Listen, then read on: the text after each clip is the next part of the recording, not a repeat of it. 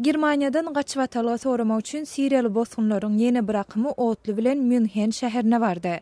Bu waka Germaniýanyň witse-kansleri Ýewropa Birleşiginiň migrant krizisinden başalyp çykmak üçin mälimeden täze planyny tanqid eden mahalna gawat geldi. Ýewropa Birleşiginiň resmileri gürrüň edilýän plany 9 sentýabrda mälim etdiler. Sigmar Gabriel Ýewropa Birleşigine agda ýurtlaryň 160 000 bosguny kabul etmek baradaky plany ummanda bir damjany aňladýar diýip, ol şu ýylyň dowamında Germaniýa adyndan 450 000 bosgunyň gelendigini we olaryň 37 000 çemesiniň sentýabr aýynyň ilkinji 8 gününde ýurda girendigini belledi.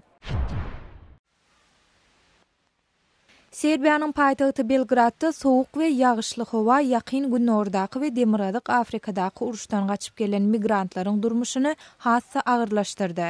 Ýüzlerçe migrant Belgradyň esasy awtobus durulgasynyň daşynda çadyrlar urup ýaşaýarlar. Olaryň aglabasy Ýewropa Birleşiginiň ösen ýurtlaryndan gaçywatalga soramak üçin Birleşiginiň Demiradyk döwletlerine tarap gidýärler.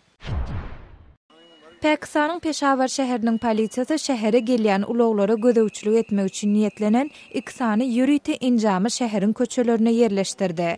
Bu enjamlar awto we ýük ulaglarynaky partladyjy terişleri kesýetläp bilýär. Pakistanyň Demirady günwatarynaky durnuksuz tiri taýpalar territoriýalar bilen terhetleşýän Peşawar şäherinde Taliban hereketi ýygy-ýygydan ulagly bomba hüjümlerini amala aşyrýar.